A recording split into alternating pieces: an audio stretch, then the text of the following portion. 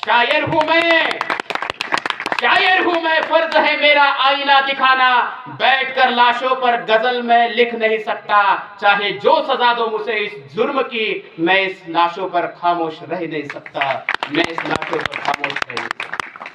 आणि आज जरी आपला खून झाला तरी काय अडचण नाही. बनसोडे सर महाराष्ट्रभर फिरतोय, हेच सांगतोय लोकांना, हेच. कॉम्रेड गोविंद पानसरेने पुस्तक लिहिलं, खरा शिवाजी कोण होता, त्यांना गोळ्या घालून मारलं. उद्या आमचाही खून झाला तर अडचण नाही, पण छत्रपती शिवाजी महाराजांचा सच्चा मावळा होता म्हणून आमची सुद्धा इतिहासात नोंद होईल, ही गोष्ट काय कमी नाही आमच्यासाठी. अरे वो क्या चलाएंगे बंदूक जिनके बाजुओं में दम नहीं, वो क्या चलाएंगे तलवार जिनके सीने में दम नहीं, लड़ते हैं बेजुबानों से कभी मर्दों से आकर लड़ो, खंजर भी तुम्हारा और टुकड़े भी तुम्हारे कर देंगे. अरे आमचा काय सावरकरांचा इतिहास नाही, छत्रपती शिवाजी महाराज आणि संभाजी महाराजांचा वैचारिक वारसदार आहे मी, म्हणून भेकाड नाही, लक्षात ठेवा. आणि छत्रपती शिवाजी महाराज यांचा खरा इतिहास तुमच्यापर्यंत पोहोचवण्यासाठी या ठिकाणी आलो आहे. आणि राहिला प्रश्न मला उशीर होण्याचा, तर मला ही कल्पना नव्हती की छत्रपती शिवाजी महाराजांचा प्रतापगड जेवढा निबिड होता तेवढा सायाळ निबिड असेल म्हणून. माझ्याकडे घोडा असता तर मी लवकर आलो असतो, पण अशी गाडी घेऊन येताना सुद्धा मला या रस्त्याने 1.5 तास लागले. एखादी महिला जर प्रेग्नेंट असेल आणि तिला रस्त्याने न्यायचं असेल तर मी खरंच सांगतोय मित्रांनो, तिला दवाखान्यात जायची गरज नाही, रस्त्यातच तिची डिलिव्हरी होऊ शकते. अशी व्यवस्था तुमच्या आमच्यासाठी इथल्या राजकीय लोकांनी करून ठेवली आहे. आणि तरी सुद्धा आम्हाला ते सांगतायत की सायाळ नगरी हे गाव अतिशय सुंदर आहे. अहो साहेब, आमच्यापर्यंत पोहोचायचं झालं तर माणूस पोहोचू शकत नाही, गावाला सुंदर करून तुम्ही करते काय? जर आमदार साहेब आले असते तर डायरेक्ट त्यांनाच प्रश्न विचारला असता, त्यांनाच प्रश्न विचारला असता की साहेब हे गाव तुमच्या मतदारसंघात येतं की नाही, इथल्या माणसाने तुम्हाला मतं केलीत की नाही केलीत हे तरी सांगा. म्हणजे इथल्या माणसांचा तुम्हाला रस्ता करायचा की नाही हा तरी प्रश्न निर्माण झाला असता.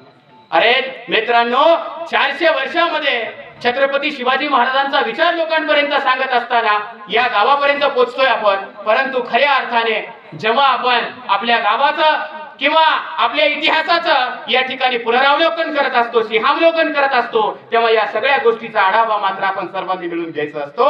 आणि म्हणून मला जरी उशीर झाला असला बनसोडे सर यायला, तर एक गोष्ट मात्र लक्षात ठेवा, जाताना तुमचं समाधान केल्याशिवाय जाणार नाही, हा आपला शब्द आहे तुमच्याकडे. समाधान झालंच पाहिजे तरच जाणार, नाही तर जाणारच नाही. आणि म्हणून छत्रपती शिवाजी महाराजांवरती राष्ट्रपिता महात्मा ज्योतिबा फुले यांनी 4 गोष्टी केल्या. आणि या 4 गोष्टी केल्याच्या नंतर खऱ्या अर्थाने छत्रपती शिवाजी महाराजांचा गवगवा सुरू झाला. आता छत्रपती शिवाजी महाराजांची जयंती 1869 ला सुरू झाली. आता तुम्ही म्हणता पुस्तकात आम्हाला असं शिकवलं की टिळकांनी शिवजन्मोत्सव साजरा केला. मग 1869 ला टिळकाचं वय काय? बनसोडे सर 1869 ला टिळकाचं वय काय?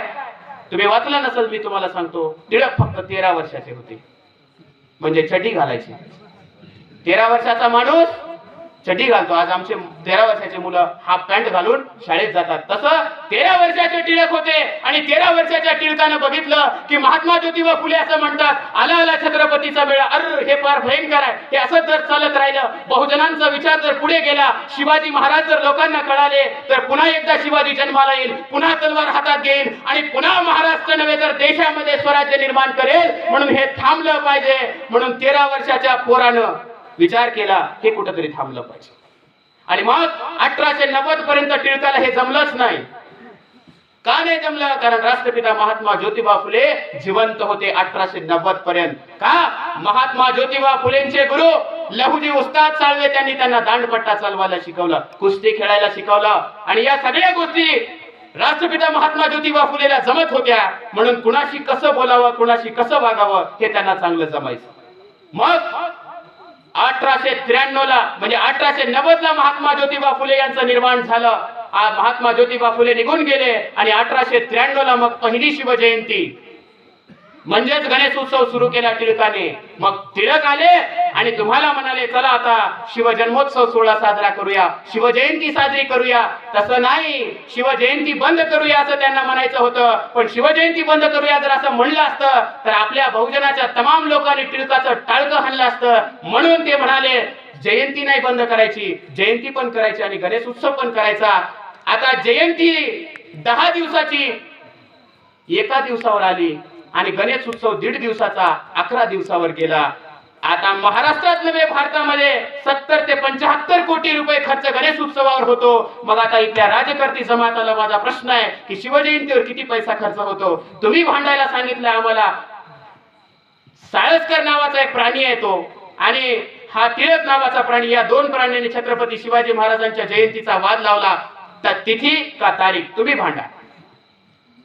तिथीला वेगळी जयंती, तारखेला वेगळी जयंती. अरे तुमचा बाप जन्माला आला तेव्हा त्याची तारखेला तुम्ही वाढदिवस साजरी करता, तुमचा बाप मेला तेव्हा तुम्ही तारखेला त्याची पुण्यतिथी साजरी करता. मग जगाचं आराध्य दैवत छत्रपती शिवाजी महाराज, त्यांचा वाद निर्माण करण्यासाठी तुम्हाला कुणी अधिकार दिले होते? तो प्रश्न आम्ही या ठिकाणी उपस्थित केला पाहिजे. म्हणून खऱ्या अर्थाने छत्रपती शिवाजी महाराजांची सत्यशोधक जयंती या सायळवासियांच्या वतीने या ठिकाणी साजरी केली जात आहे आणि ते सांगणं काळाची गरज आहे. काळाच्या पडद्यावरती अनेक राजे झाले, सुलतान झाले, सम्राट झाले, बादशाह झाले, परंतु छत्रपती शिवाजी महाराज हे नाव आजही काळाच्या पटलावर चिरंतन जिवंत आहे. त्याचं कारण आहे की छत्रपती शिवाजी महाराजांचा विचार, छत्रपती शिवाजी महाराजांचं कर्तृत्व केवळ एकाच क्षेत्रात नव्हतं. छत्रपती शिवाजी महाराजांचं कर्तृत्व इथल्या अनेक पैलूमध्ये. छत्रपती शिवाजी महाराजांचा कोणताही विचार घ्या. अरे 1972 ला महाराष्ट्रामध्ये दुष्काळ पडला. छत्रपती शिवाजी महाराजांनी रायगडावरती गंगासागर नावाचं तळ बांधून काढलेलं. छत्रपती शिवाजी महाराजांनी बांधलेल्या तळ्यामध्ये तुडुंब पाणी भरून होतं. आज रायगड 11,000 फूट उंचीवरती आहे. 1972च्या दुष्काळामध्ये महाराष्ट्रातल्या सर्व नदी, महाराष्ट्रातल्या सर्व विहिरी कोरड्या होत्या, परंतु रायगडावरती गंगासागर नावाचं तळ मात्र पाण्याने तुडुंब भरून होतं. ही छत्रपती शिवाजी महाराजांची जर जलनीती शिवनीती 6वीच्या पोराला जर शिकवली असती तर आमच्या पोराला कळालं असतं पाणी कसं अडवावं, पाणी कसं जिरवावं, पाणी कसं मुरवावं. आणि मग पोराला कळालं असतं की छत्रपती शिवाजी महाराजांचा विचार किती मोठा होता. त्या काळामध्ये पाणी कसं साठवावं हे छत्रपती शिवाजी महाराजांनी दूरदृष्टीने या ठिकाणी आम्हाला सांगितलं. पण ही गोष्ट मात्र इथल्या शासनकर्ती लोकांनी आम्हाला सांगितली नाही. आणि म्हणून का सांगितली नाही त्याच्या पाठीमागचं उदाहरण मी तुम्हाला सांगितलं की त्यांना असं वाटतं की आपण एकत्र आलं नाही पाहिजे, एकत्रित आल्यानंतर आपण विचार नाही केला पाहिजे. विचार केला तरी मग त्यांना खरं खोटं कळलं नाही पाहिजे. खरं खोटं कळल्याच्या नंतर ते खऱ्याच्या बाजूला उभं राहतील आणि मग खोट्याला समर्थन कोण करणार? आणि मग खोट्याचं समर्थन नाही झालं पाहिजे म्हणून खरे लोक एकत्रित आले नाही पाहिजे हा विचार त्यांनी केला. आणि मग संत तुकाराम महाराजांना आपला गुरु मानलं. कोणत्या उघड्या नागड्या फकीराला छत्रपती शिवाजी महाराजांनी आपला गुरु नाही मानलं. म्हणून छत्रपती शिवाजी महाराजांच्या गुरुचे किती वाद मिटवावे. इथे लोक म्हणतात दास नावाचा छत्रपती शिवाजी महाराजांचा गुरु होता. अरे छत्रपती शिवाजी महाराजांचे गुरु संत जगद्गुरु तुकोबराय होते. कारण तुकाराम महाराज म्हणायचे शिव तुझे नाव ठेविले पवित्र, छत्रपती सूत्र विश्वाचे. किती मिटवावे वाद आता. छत्रपती शिवाजी महाराजांचा विचार लोकांपर्यंत पोहोचवण्यासाठी तुम्ही म्हणत असाल छत्रपती शिवाजी महाराजांचा विचार, छत्रपती शिवाजी महाराजांचा असा इतिहास आमच्यापर्यंत पोहोचलाच नाही सर. का नाही पोहोचला त्याच्या पाठीमागचे कारण आहेत. अरे या महाराष्ट्रामध्ये छत्रपती शिवाजी महाराजांचा विचार जगातल्या 111 देशातल्या लोकांपर्यंत पोहोचतो, मग महाराष्ट्रात कसा नाही पोहोचत? कारण या महाराष्ट्रातल्या मेंदळे, भांडारकर आणि सावरकर नावाच्या अवलादीने इथला इतिहास विकृत करून टाकला. आणि म्हणून हा इतिहास तुम्हाला आम्हाला कळाला आणि हा इतिहास तुम्हाला आम्हाला कळायला पाहिजे. म्हणून शिवजयंती आपण या ठिकाणी साजरी करतो. बघा मित्रांनो, जेम्स लेन नावाचं प्रकरण तुम्हाला सगळ्यांना माहिती आहे. जेम्स लेन नावाचा एक परकीय माणूस आपल्या महाराष्ट्रात येतो आणि तो म्हणतो I want to study on Chhatrapati Shivaji Maharaj. मला छत्रपती शिवाजी महाराजांवर अभ्यास करायचा आहे. आता तो महाराष्ट्रात आलाय. आता महाराष्ट्रात आल्यावर मग काय प्रश्न निर्माण होणार की जर अभ्यास करायचा असेल तर तुम्हाला छत्रपती शिवाजी महाराजांच्या गडकिल्ल्यांवर जावं लागेल. मग गडकिल्ल्यावर गेल्यावर कुठे जावं लागेल तर लाल महालात जावं लागेल. मग तो 3 लोकांना भेटला. एक मेंदळे, एक पुरंदरे आणि तिसरा माणूस होता भांडारकर. आता या 3 लोकांकडे गेलाय तो आणि या 3 लोकांना म्हणाला की I want to study on Chhatrapati Shivaji Maharaj. मग हे 3 जण गेले आणि त्या 3घांनी मिळून लाल महालामध्ये एक पुतळा उभा केलेला आहे. आता तो पुतळा कसा उभा केलाय बघा. एका बाजूला मासाहेब जिजाऊ आहे, त्यांच्या पुढे बाळ शिवबा उभा आहे आणि त्याच्या बाजूला दादोजी कोंडदेव आहे. आता तो म्हणतोय, जेम्स लेन प्रश्न विचारतोय, हु इज दिस? मग आता भांडारकर सांगतोय, this is Masaheb Jijau. Who is that next person? This is Bal Shivba. मराठीत सांगतोय, हे कोण आहे? हे मासाहेब जिजाऊ आहे. हा दुसरा व्यक्ती कोण आहे? हे बाल शिवाजी राजा आहे. आता तिसरा व्यक्ती जेम्स लेन म्हणतोय, हु इज दॅट थर्ड पर्सन? हा तिसरा व्यक्ती कोण आहे? मग आता बघा, ते म्हणतात असं, यू कॅन गेस, तुम्ही तर्क करा की हा तिसरा व्यक्ती कोण असेल. प्रश्न आहे, आपल्या बैठकीच्या खोलीमध्ये जर आपण एक फोटो लावला आणि त्या फोटोमध्ये एका बाजूला बाळ आहे, त्याच्या बाजूला त्याची आई आहे आणि बाजूला एका पुरुषाचा फोटो आहे, तो कोण असू शकतो? कोण असू शकतो? वडील असू शकतो. मग जेम्स लेनला असं वाटलं की हा माणूस शिवाजी महाराजांचा वडील असेल आणि मग जेम्स लेनने पुस्तक लिहिलं. पुस्तकाचं नाव the Hindu king in Islamic India. पुस्तकाचं नाव काय? The Hindu king in Islamic India. आणि त्या पुस्तकामध्ये त्या जेम्स लेन असं लिहिलं, Dadoji Kondadev was the biological father of the Chhatrapati Shivaji Maharaj. कळालं? नाही कळालं? मराठीत सांगतो. जेम्स लेन असं लिहिलं की दादोजी कोंडदेव हे छत्रपती शिवाजी महाराजांचे वडील आहेत. मग आता हा इतिहास वाचल्याच्या नंतर आमच्या डोक्याला प्रश्न पडला, दादोजी कोंडदेव जर छत्रपती शिवाजी महाराजांचे वडील आहेत तर शहाजीराजे कोण आहेत? मग इथल्या हरामखोर व्यवस्थेच्या लोकांनी छत्रपती शिवाजी महाराजांच्या पितृत्वावर शंका निर्माण केली. मग इथल्या लोकांना कळालं. मग मराठा सेवा संघ, तत्सम संभाजी ब्रिगेड, बहुजन समाजातल्या सगळ्या लोकांनी एकत्रित येऊन भांडारकर इन्स्टिट्यूट वरती हल्ला चढवला आणि तो पुतळा कापून काढला. 55,000 ग्रामपंचायतीचे ठराव इथल्या मुख्यमंत्र्याला पाठवले आणि सांगितलं की हे जे पुस्तक आहे या पुस्तकावरती बंदी आणली पाहिजे. परंतु इथल्या पुस्तकावर बंदी न येता इथल्या फडणवीस सरकारने त्या पुरंदरेला पद्मभूषण पुरस्कार दिला, महाराष्ट्र भूषण पुरस्कार दिला. त्या पुरंदरेने काय केलं? त्या पुरंदरेने पुस्तक लिहिलं, पुस्तकाचं नाव राजा शिवछत्रपती, आणि एक नाटक लिहिलं, त्या नाटकाचं नाव जाणता राजा. दंड दंड महिषासुर मर्दिनी दुर्गे, दाड उघड तुळजा भवाने, असा तो म्हणायचा. आणि आपण मग त्याच्या आवाजाला आणि त्याच्या सगळ्या सोंगा ढोंगाला बघून पैसे देत चालायचो. माला माल झाला पुरंदरे, एवढा मालामाल झाला की छत्रपती शिवाजी महाराजांच्या विकृतीकरणाचा त्याने बाजार मांडला आणि महाराष्ट्र भूषण हा पुरस्कार सुद्धा त्याला मिळाला. आणि त्याने त्या पुस्तकामध्ये काय लिहिलं बघा, प्रकरण नंबर 9, पेज नंबर 126. डिटेल्स मध्ये सांगतोय म्हणजे तुम्हाला शोधाशोध करायची गरज पडू नये. प्रकरणाचं नाव काय? कसब पुणे, पेज नंबर 126. त्या पुस्तकामध्ये त्यांनी असं लिहिलं, पुन्हा पुरंदरेने असं लिहिलं. काय लिहिलं? छत्रपती शिवाजी महाराजांबद्दल व्यवस्थितपणे ऐका तो काय म्हणतोय. त्याने काय लिहिलंय? पंथाचे आणि शिवबाचे असे नाते होते की खुद्द शहाजी राजे सुद्धा शिवबावर जीव लावायचे नाही, एवढा जीव पंथ लावायचे. पंथ म्हणजे कोण? दादोजी कोंडदेव. कादंबरी लिहिली, कादंबरीला काही इतिहास नसतो, त्याला कल्पना विलास असतो.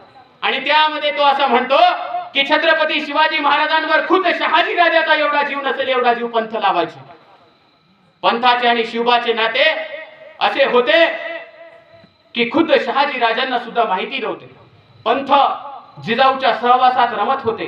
पंथाचे, शिवबाचे आणि जिजाऊचे गोत्र एक होते, ते म्हणजे सह्याद्री. गोत्र कुणाचं एक असतं? आईचं, वडिलाचं आणि मुलाचं. गोत्र कुणाचं असतं? बामणाचं. आमचं काय असतं? कुळ.